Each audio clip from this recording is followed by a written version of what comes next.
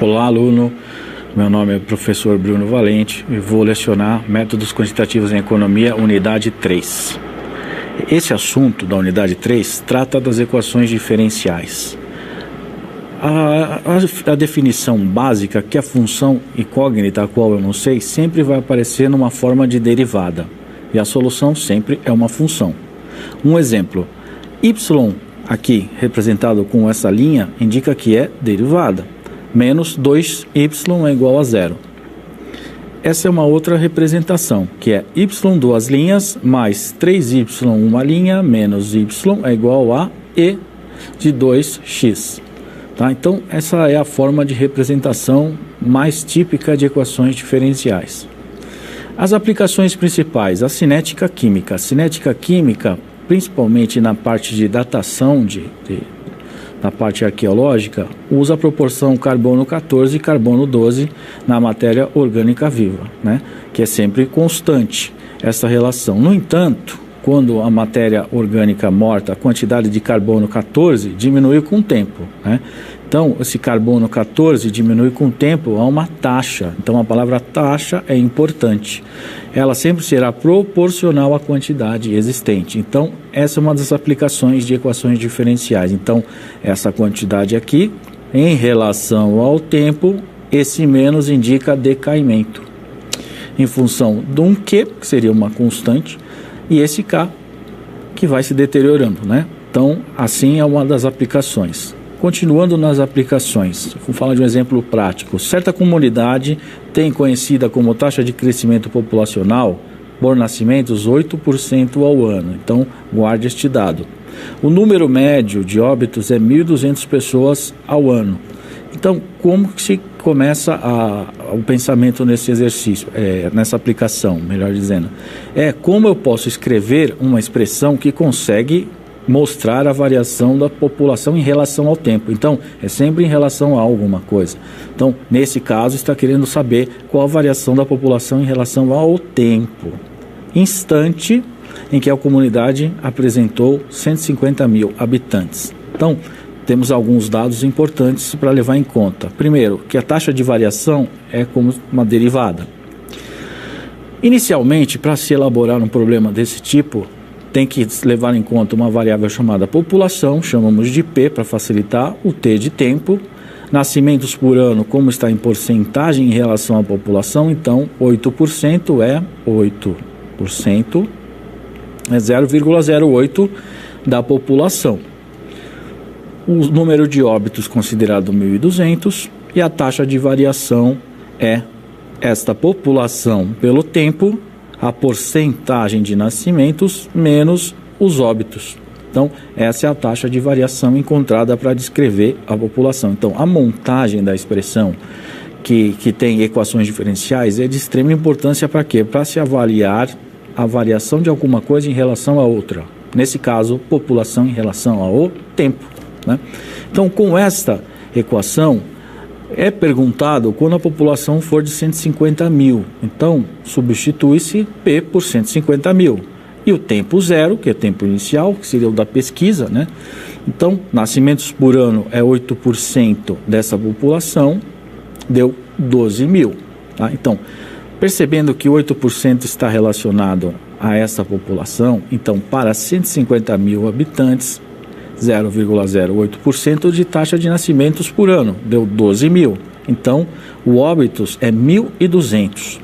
Logo, a minha taxa de variação, que correlaciona a população em um determinado tempo, será essa minha população, né, que nasceu num determinado número que é de 150 mil, menos o número de óbitos por ano. Então, tem-se a relação de 10.800 habitantes por ano, é a taxa de variação de habitantes. Então, por fim, a população no final do primeiro ano será desses 150 mil, que seria o momento em que quis saber da pesquisa, mais essa taxa de variação, né, que é 10.800.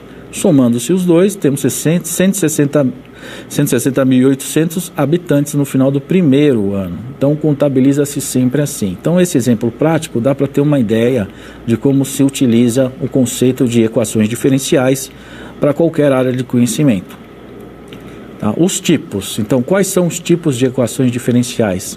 As chamadas ordinárias, porque tem uma derivada em função de uma variável. Tá? O que significa dy em relação a x. Então, é sempre representada desse tipo. Tá? E aqui é uma outra representação, x dy menos y dx igual a zero. Então, é uma outra forma de se representar ordinárias. A chamada parcial, ela em relação a duas ou mais variáveis, que seria aqui em relação a x, ó, z em relação a x, z em relação a y, e vejo o índice 3.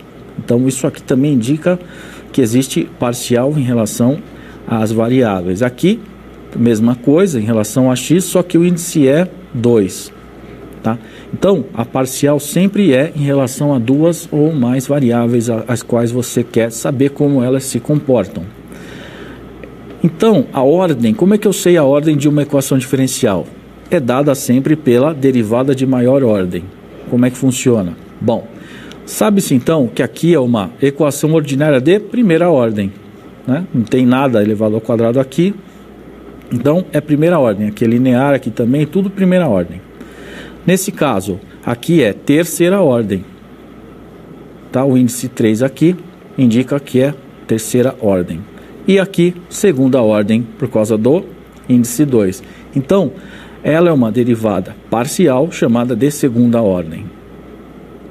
O grau de uma equação diferencial. Bom, é o maior dos expoentes, né? Então, vamos ver. Isso aqui, como eu disse no início, é derivada duas vezes. Mas as funções aqui, ó, não estão elevadas ao quadrado, nem isso está elevado ao quadrado, nada. Então, o grau é 1. Aqui, nesse caso, tem uma primeira derivada e está elevada ao quadrado. Então, o grau é 2. Aqui, nesse caso, aqui veja que aqui tem 4, mas não confunda, porque o maior grau está atrelado à maior derivada, de maior ordem. Ó. Qual a maior ordem? 3, não é 2. Então, aqui, ó, a ordem é 2, o expoente é 4. Mas aqui a ordem é 3 e o grau é 3. Então, o grau é 3 e não 4. Por quê? Por causa desta ordem da derivada. Tá? A ordem de uma equação diferencial. Então, para se determinar a ordem de uma equação diferencial, a ordem e o grau tem que saber indicar aqui. Então, tem que tomar muito cuidado. Aqui temos aqui d ao quadrado de y e aqui é d de x quadrado. Então, aqui diz uma coisa e aqui diz outra. E aqui é uma função também. Tá? Então, aqui uma outra situação de exposição, né? Então, seria y elevado a 4, né? A derivada quarta de y.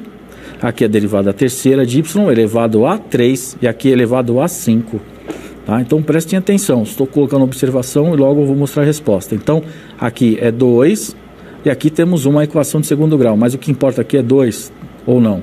Então, prestem atenção como que será a resposta. Então, para essa primeira equação aqui, então ela é ordem 2 e grau 1. Tá? Ela é ordem 2 e grau 1. Aqui nesse caso, ela é ordem 4 e grau 3. Ó, ordem 4, o grau é 3. Tá? Então, não é quinto grau, porque a derivada de maior ordem. Tá? E aqui, ordem 1 e grau 1. Aqui, indicou. Tá? Equação diferencial linear. Equação diferencial linear, para a condição de existência, ela tem que satisfazer as seguintes condições. A variável que é dependente, chamada dependente, e todas as derivadas atreladas a ela são do primeiro grau, ou seja, são lineares. Tá? A potência de cada termo envolvido com esse y e as suas derivadas tem que ser igual a 1 sempre. Cada coeficiente vai depender sempre no máximo de uma variável independente x. Exemplos. Essa equação é chamada linear. A derivada aqui é de segundo grau, mas não confunda a equação de segundo grau. Isso aqui não é uma equação de segundo grau, é uma equação linear. Agora, essa aqui não é linear. Por quê? Esse expoente é 2. Tá? Então, aqui é derivada de segundo grau, derivada. E aqui é o expoente. Tá? Então, isso aí tem que ficar observado. Essa aqui é linear também. Por quê? Apesar de aqui ser uma derivada de terceiro grau aqui, ela não está, né, não tem nenhum expoente ao quadrado, a terceira, enfim.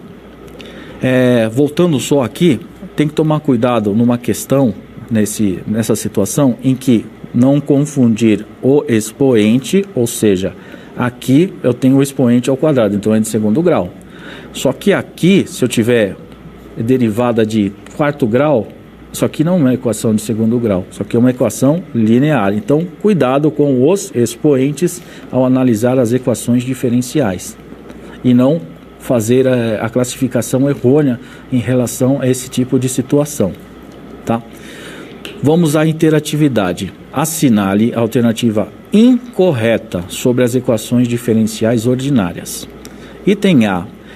Y, a segunda derivada elevado ao quadrado, menos 5y da primeira derivada, mais 10y, é igual a cosseno de x. Ela tem ordem 2 e grau 2. Item B. Derivada parcial de segunda ordem de z dividido por derivada parcial de x ao quadrado mais derivada parcial de z dividido por x é igual a x ao quadrado, tem ordem 1 e grau 1. Item C. Y, o segundo grau de derivada, mais x ao quadrado vezes y da primeira, derivada primeira elevado à terceira, menos 4y igual a zero, tem ordem 2 e grau 1. Item D. Y, a terceira derivada, mais x ao quadrado mais y ao cubo é igual a x vezes tangente de x. Ela tem ordem 3 e grau 1. E item E. Derivada parcial de segundo grau de y em relação a x ao quadrado elevado à terceira menos 5, que multiplica derivada parcial de y em relação a x elevado a 4, é igual a cosseno de x, tem ordem 2 e grau 3. Já voltamos.